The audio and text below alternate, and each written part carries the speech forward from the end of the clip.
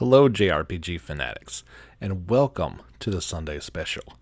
This is going to be the episode 7 of the JRPG Report special series. We do this, or at least we try to do this every week, and we're doing a little something different again this week. Previously, we've done soundtracks, and we've done some interviews, and even a spoiler cast, and today is going to be interviews. Now, I've got 3 lined up for today, and we'll kind of just see how far we get into it. If it starts going a bit long and if my voice starts petering out, we'll call it a day. However, as Final Fantasy VII Remake is looming large, the demo is out, and we've gotten a couple interviews that have popped up as not only Japanese media and gaming media, but this game is crossing some boundaries into pop culture. You're seeing tons of promotions going on, merchandise. It is truly going to be a huge game. And so let's just talk some fun stuff. And the first one I want to get into, and this may take a little while to do as I haven't seen a transcript for this interview yet. Most of the times, you'll see a video or it's, from a magazine, so there's a obvious transcript. This is a video, and I've linked it on our Facebook page. I encourage you to actually watch this, as it does have some production value to it. It's pretty humorous. I kind of teased this in episode 102, that this is between Final Fantasy Remake producer Yoshinori Kitase. I still can't. I'm terrible at Japanese names. You have to forgive me. And a Japanese professional wrestler named Kenny Omega, who is the quintessential spokesman and quite humorous. But he seems to be a pretty big fan himself, at least I can gather from the interview. And so basically, I've got to watch this with you guys, and I will read this along and do my best. So let's get into that. I've got another kind of shorter version remake from the PlayStation blog interview with producer and Kasai and co-director Naoki Hamaguchi. And if we get to it, there's some tidbits I like to go over between Tetsuya Nomura and his thoughts on it as well. That interview was with Famitsu and 4Gamer. So first, let's go into the YouTube video. And the first question, after some grandiose introductions, was Omega asked Kasai if his favorite character was Cloud. And I thought his answer was perfect. That he says, when it comes to characters, the game I'm working on at the time becomes my favorite. That's a very good answer, I feel like. He elaborated a little bit more on that. When I was making Final Fantasy X, Titus and Yuna were my favorites. When I was working on 13, I really liked Lightning. When it comes to Cloud, though, there are lots of Final Fantasy VII projects, so he keeps coming back. Right now, working on Final Fantasy VII Remake, I see Cloud a lot again. I feel very close to Cloud, so yes, Cloud is my favorite. He asked, does it have anything to do with his appearance or perhaps his weapon? He says, yes, his appearance and, of course, the iconic Buster Sword he carries. In the original Final Fantasy VII, Cloud carried the Buster Sword. Due to limitations of the hardware at the time, Cloud couldn't carry it on the field. With the remake, he is always carrying his Buster Sword, making him even cooler than before. And Omega says that his favorite character is actually Zack. And he says he can hope that they can find out more about Zack in the remake, that there are lots of Zack fans, he feels. He says, really? He says, I've always found that when I say Zack, people ask him why. That's Omega asking why. He said, are you a Crisis Core fan? And he says, of course I am. Easily his favorite PS4 game is Crisis Core. Kasai says, thank you. He says, Kasai, you were behind Crisis Core as well. He says, thank you. Thank you very much. So yeah, I figured this Kenny Omega guy was definitely a fan of the series. He knows his stuff. And perhaps the perfect person to interview, and his Japanese is awesome as well. He asks, what are the limitations of the PlayStation 4? He says, there weren't so much as features or content that we couldn't put in. There was more limitations, like how I mentioned, Cloud couldn't have the Buster Sword. Okay, this is actually limitations of PlayStation 1. He says, the amount of polygons we could use for the characters was so small. Because of this, the character models on the field and battle and in cutscenes were all different amounts of polygons. He says that's especially true in Final Fantasy VIII. He said in 7, only 100 polygons to use while on the field. Wow, that's not a lot. Nowadays we have millions of polygons to work with, but back then we had just 100. That's amazing to think about. On the field, Cloud was like a doll with only 4 body segments. In the movie scenes, he had 7 body segments. He said, I always wish that we could have made all the character models the same.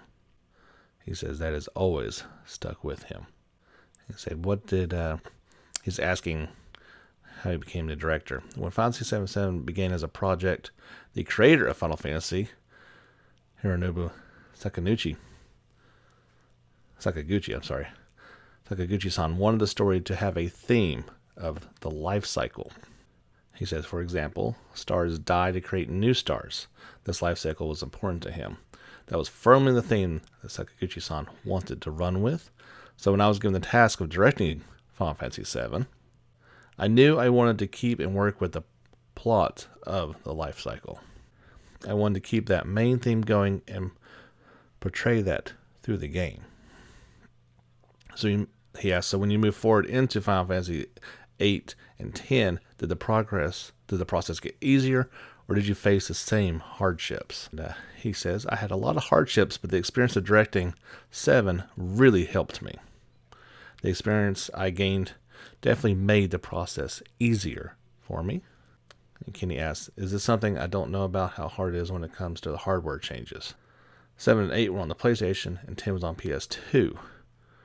How was that, he asks.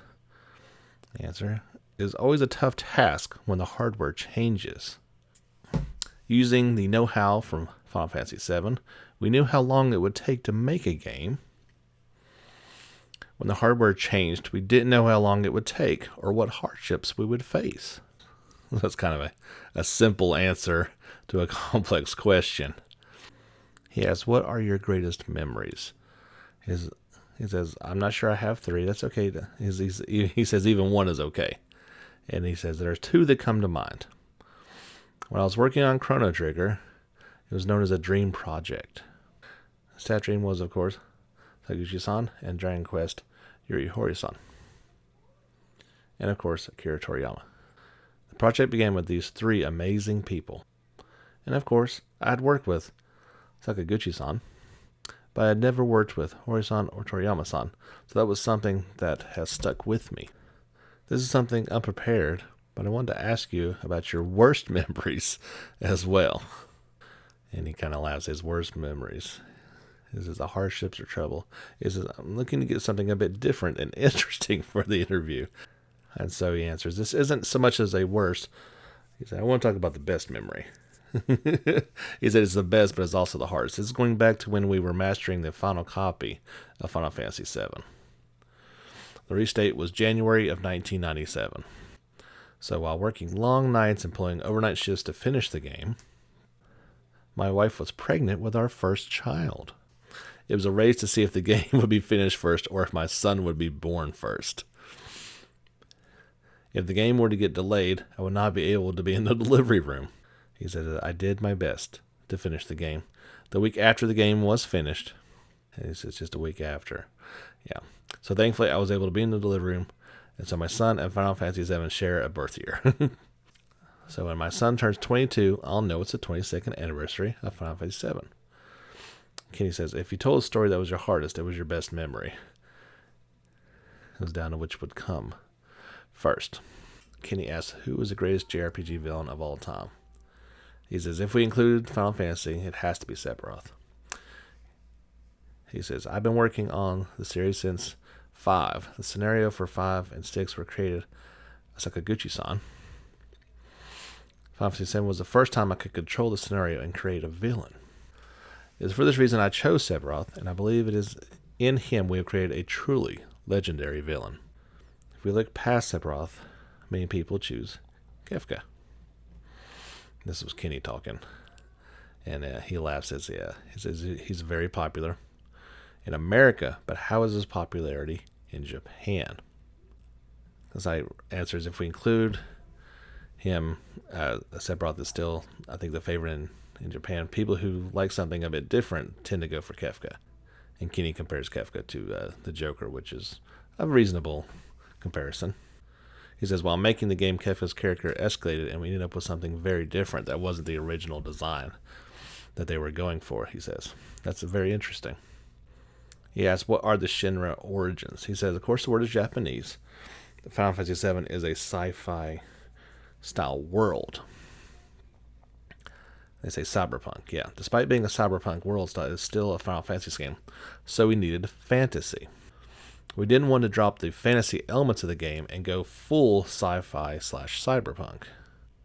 He says, Senwa, the meaning story of gods, is part of a fantasy, and we wanted to keep the fantasy elements. We took the word Shenhua, and we grew it from there. The antagonist company in Final Fantasy, we decided, would take the word Shenhua and slightly change it. We always thought Shin came from the word new, so Shinra was new Ra. So Shinra means that they are becoming like the gods? Yes, Shinra was about becoming God and controlling everything, thus the name Shinra came from Shenhua.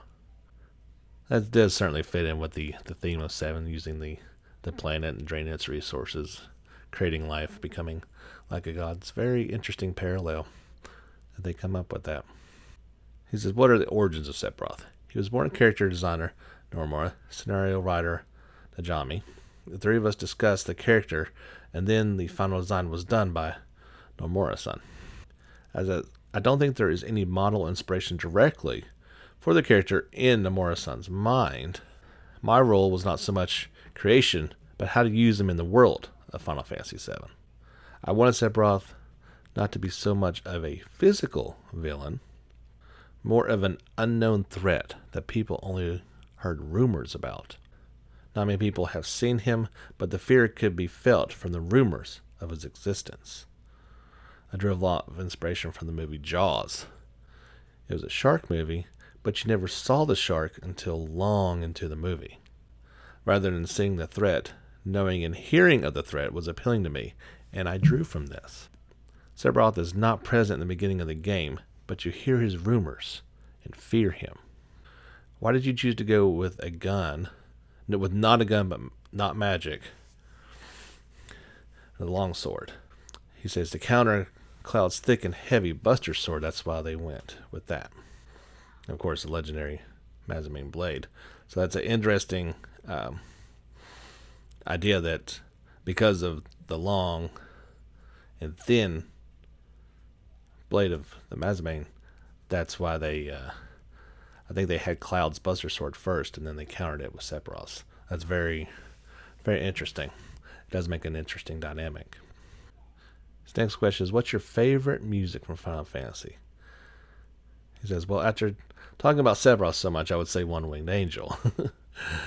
And he asked, even without talking about it, he would agree. From the first moment, Nobuo Uematsu brought this on to me, I was blown away. The fact that there was so much chorus in this song really blew him away.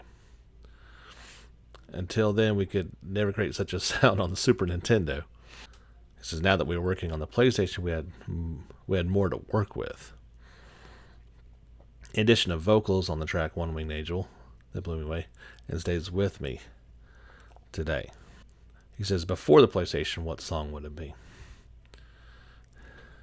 He has NES or SNES. And a perfect answer. He said it would have to be the opera scene from Final Fantasy VI with the 16-bit chorus. He says, yes, Kenny says that's a legendary scene from the Opera House. The song really created the sound of singing despite being, he says he likes songs with a punch to them. King says he likes from Final Fantasy V, Clash on the Bridge. He even says he likes the music from Mystic Quest. That's a bold statement. So his next question I kind of teased about in the podcast as well. And he is asking about Parasite Eve.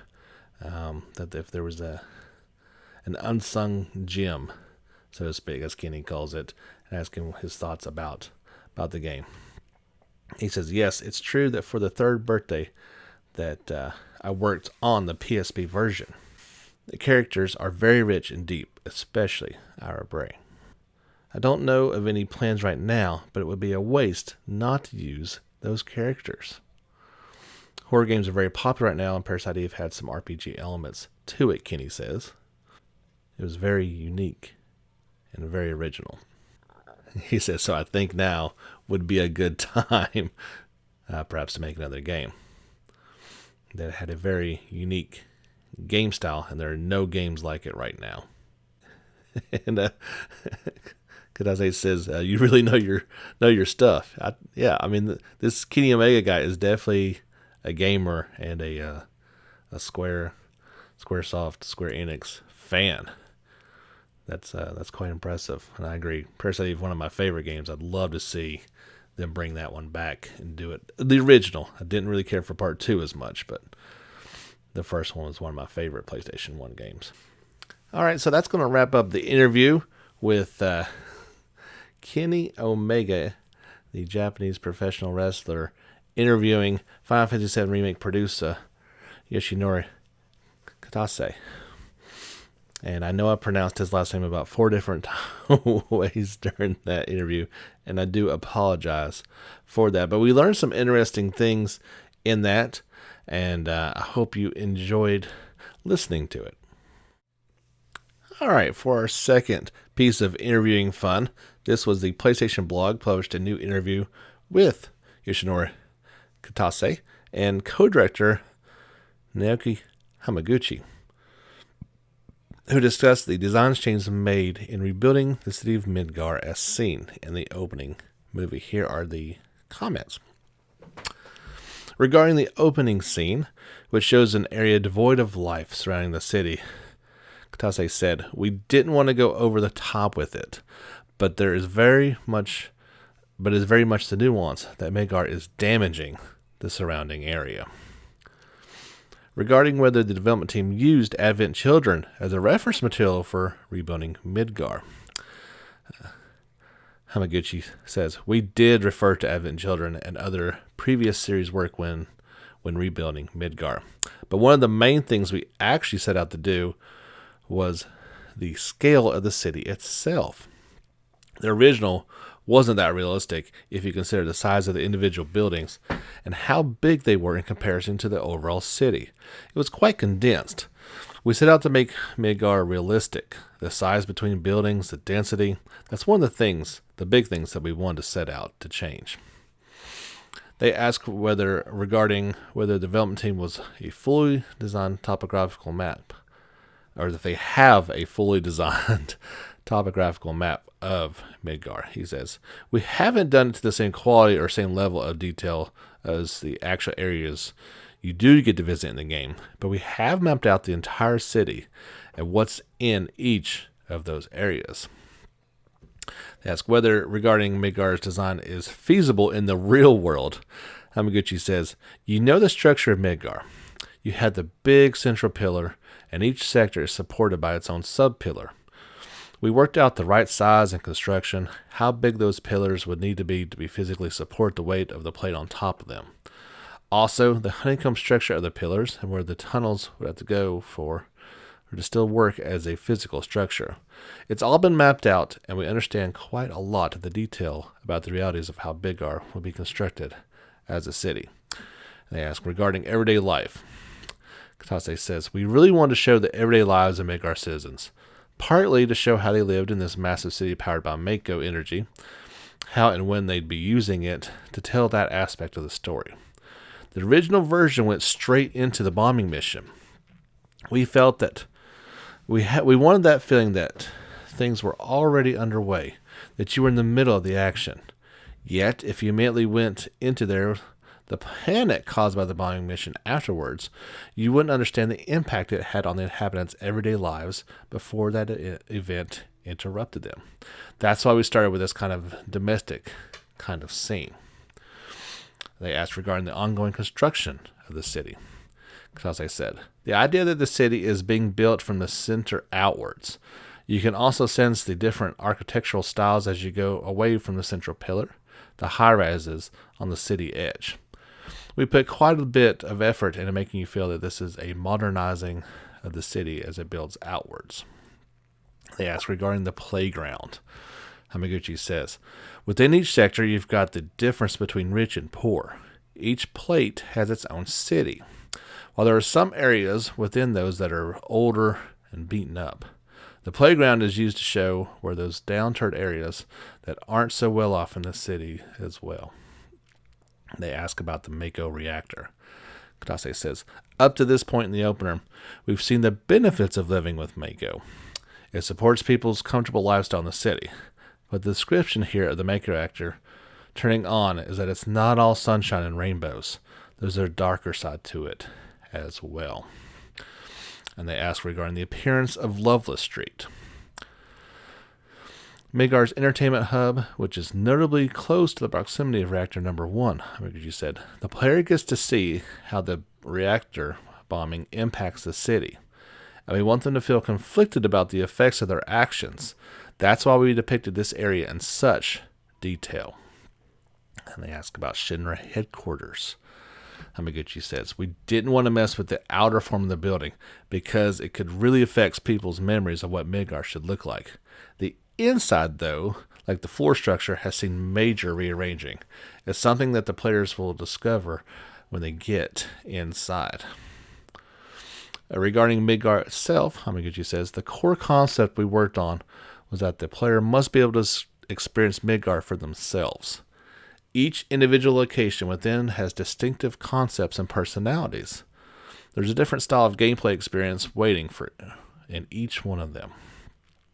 And then lastly, regarding the game's lighting technology, Hamaguchi says, we used new tech to enhance the game's lighting to make the city of Midgar feel as real as possible. A network of over 100 synced PCs do copious physical simulations and calculations to work out the exact realistic reflection and how the lighting beams will bounce off any object in the game. Through doing that, we managed to create amazing atmospheric lighting for the city. A lot of this is referenced in the demo, so if you've not played it, you want to check it out to kind of understand what they are talking about in a bit more detail. All right, finally on this interview special, we've got Tetsuya Nomura, and he talks about the new details, including story changes, theme song, character designs, and the battle system. It says first are the details on the song Hollow, which is Remake's theme song. He says Hollow uses a male lyricist and is rock themed in order to reflect Cloud's feeling. The song is supposed to invoke rain, and I wanted to avoid changes in the song's image depending on the language. So we only recorded an English version. The lyrics were written by Nobuo Uematsu and Katsunji, oh my goodness, I'm going to butcher this, Katsunji Nojima, who was really into it.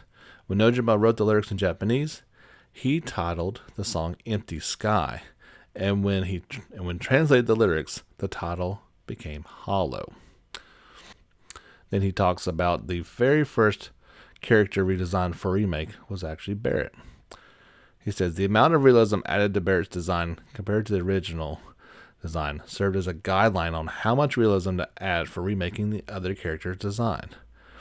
As for Red 13, his original design surprisingly already looked quite realistic, so he simply recreated it with more details and didn't change much. In the past, though, he equipped a hair ornament as a weapon, but this time they changed it to it being a collar, so it's more visible. The three Turks members were redesigned by Roberto Ferrari. Since they're all wearing simple suits, we added more details to better express their personalities. Next, he talks about the character actor in Japanese for Cloud and how it kind of reflected his voice in it. And Nomura says, Cloud in Final Fantasy Remake is weird. There are many times when he tries to act cool but fails or acts awkwardly. He gets nervous where most people wouldn't. This might surprise you, as the Cloud in Advent Children was cool, but that's because it was post Final Fantasy VII Cloud. Plus, we were limited, so we focused on emphasizing his cool side.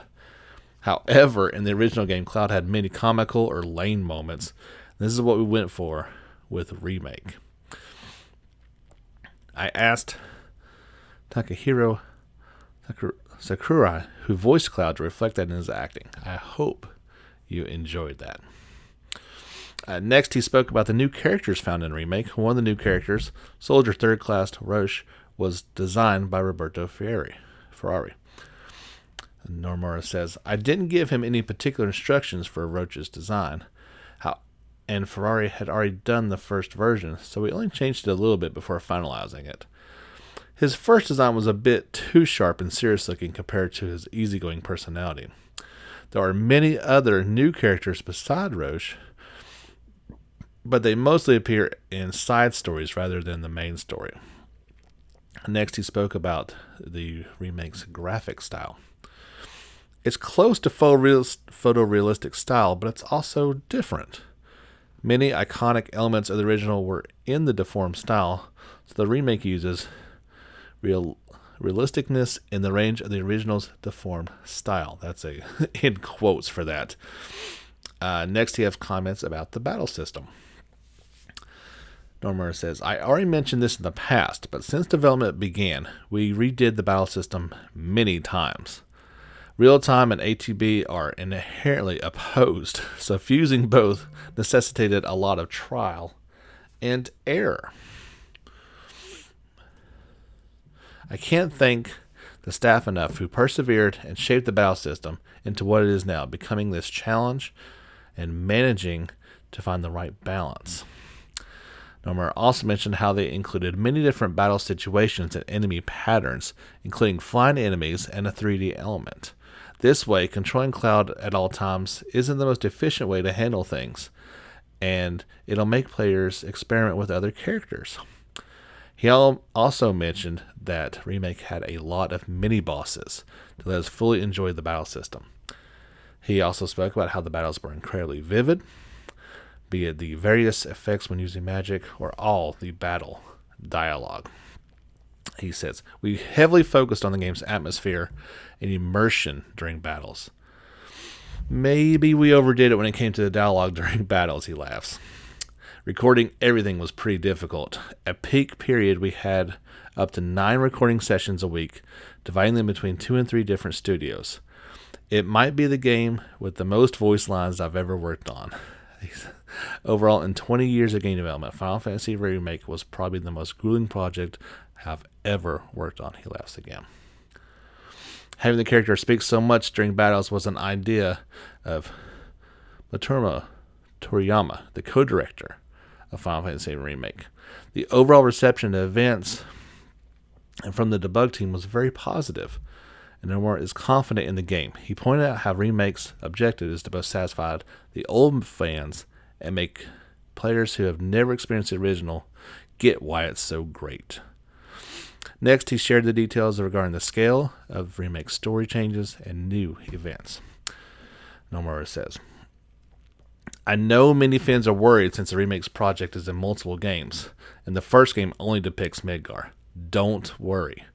It's a highly dense game, and it doesn't end after just a few hours around the Midgar part in the original. There are many new events in the main story, like a scene where you end up visiting Jesse's parents and eating dinner. Each member of Avalanche is much more detailed compared to the original game, with new events to boot. By the time players leave Midgar, I'm sure they'll be satisfied. Some content also didn't make it into the final game, and yet it's still on 2 Blu-ray discs. Nomura explained the development team prioritized quality over quantity. He says, we made the side quest content as big as the main story. At the beginning, the development team readied even more content, but we wouldn't have been able to do everything without cutting corners, so we prioritized quality. We wouldn't have been able to finish the game otherwise. Despite that, the game is quite big, and there are many places you can visit, and even more moving. Now, check this out. Even more moving around using vehicles at some point. Vehicles. So we already know the motorcycles in there. It's going to be interesting what else he's talking about there. Now, we also heard about another iconic scene using Shinra HQ building infiltration scene and how its stairs climbing part was recreated in the remake. He says each character climbs the stairs at different speed, and the dialogue changes between on what you do as well. So you should try an experiment. Now, that would be funny. I'm sure obviously Cloud's going to be different than Barrett going up the stairs. And lastly, here's his message for fans and everyone looking forward to a remake. Nomura says, the remake will be releasing soon, but it's not like overwriting the original Final Fantasy VII. The original game is the source of everything, and thanks to it, we were able to make a new, unique experience. Fans of the original game will have a different, new experience when compared to when they played the original, and I hope those who discover everything with the remake will enjoy it too. This is the first part of the remake, and it's still a full-fledged game. You'll be satisfied after playing it. Once you try out the game, you'll definitely have a hard time putting it back. Please look forward to it. So that's very good stuff. I don't think it really ruined anything, but definitely kind of touched on a few little things and little details. I still can't quite figure out how many parts this game is going to have. I still kind of lean toward it being a 3-part game for some reason. That if they're going to flesh out Midgar into a full-fledged game, and why couldn't they do that for the rest of the game? Remember, the original was 3 discs, so why they couldn't flesh out each of those quote-unquote discs into another game, I don't see why they wouldn't. It seems to me the more games they can produce, the more money they're going to make, especially with this one. So that's a question for another day, and honestly for another year, as it's going to be a while before this series is wrapped up. Anyway, I hope you have enjoyed these interviews on episode 7 of the Sunday special. Like I said, we try to put these out every Sunday. May not happen over the next couple weeks. It depends on how much time I get, as I am going on vacation here soon. But I will see what I can do for you guys. Don't forget to give us a like on Facebook. We got a good little community over there. Follow us on Twitter and Instagram. We have a YouTube page where we do all my live streams and make video versions of the regular podcast, of course. And don't forget, if you'd be so inclined to sign up for listener support, the link is at the bottom of this podcast. We would greatly appreciate your support. Tune in every week for more JRPG news on the JRPG Report. My name is James Fisher. Until next time, guys, get back out there and level up.